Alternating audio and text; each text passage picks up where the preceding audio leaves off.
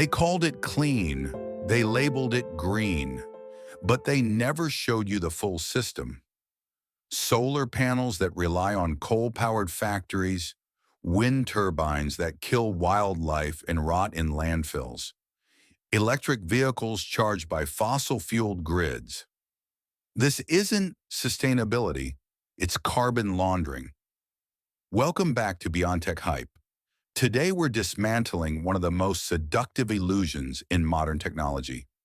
The idea that clean tech is inherently clean. Because green isn't a color, it's a context. And most green tech is only clean at the surface. We'll break down the hidden emissions, ecological costs, and scalability traps behind solar, wind, hydro, hydrogen fuel cells, and EVs. Not to dismiss innovation, but to expose life cycle lies buried beneath the branding. They keep selling lies. But today we engineer clarity. Let's start with solar. Solar panels are often framed as the poster child of clean energy. Zero emissions during operation, silent, modular, scalable. But what's rarely discussed is the manufacturing process. Most panels are made in factories powered by coal. They require rare earth minerals like silicon, silver, and cadmium, mined through energy-intensive, often ecologically destructive processes. And when panels reach end of life, recycling infrastructure is limited. Disposal often means landfills. So yes, solar is clean when it's installed, but its life cycle emissions, land use, and disposal footprint tell a different story. Now wind. Wind turbines convert kinetic energy into electricity with impressive efficiency. But they are massive. They require rare earth magnets, steel, fiberglass blades. Manufacturing and transporting these components burns fossil fuels. And those blades? They're notoriously hard to recycle. Many end up buried. Plus, wind farms disrupt bird and bat populations.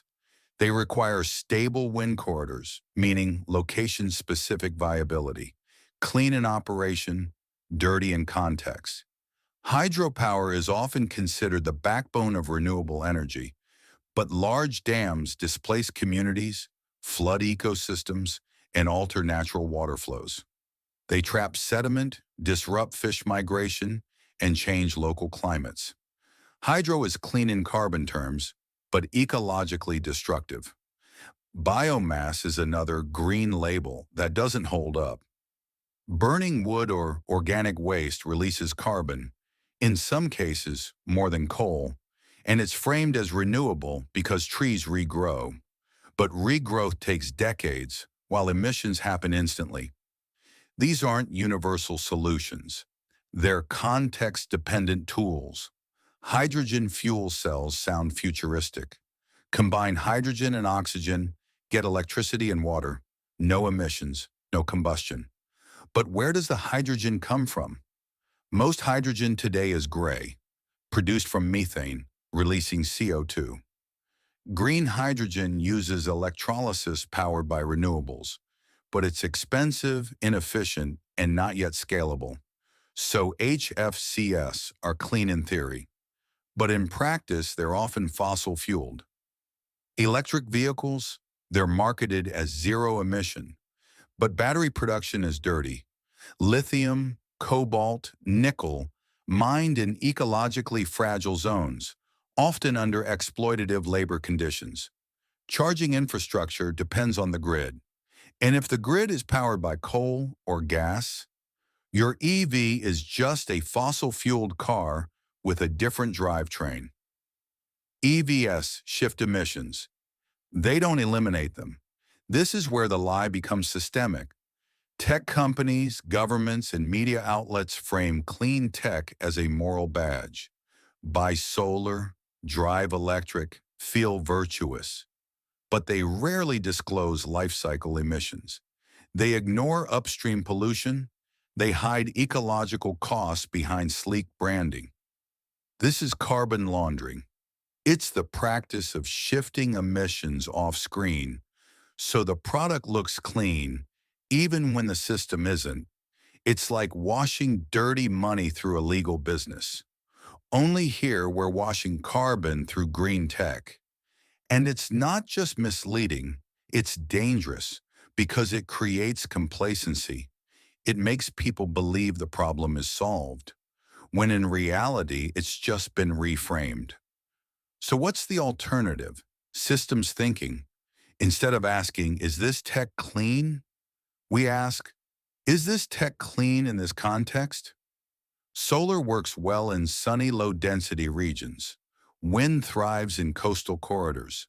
Hydro is viable in mountainous terrain. EVS makes sense where the grid is clean and battery recycling is mature. There's no universal solution, only context-aware design. Clean tech isn't the answer, it's a tool, and tools only work when matched to the right system. The green lie persists because it's convenient. It sells products, it wins elections, it simplifies complexity into feel-good slogans. But sustainability isn't simple. It's not a color. It's not a brand. It's a discipline, a system, a commitment to life cycle integrity. So next time you hear clean tech, ask, clean for whom? Clean for how long?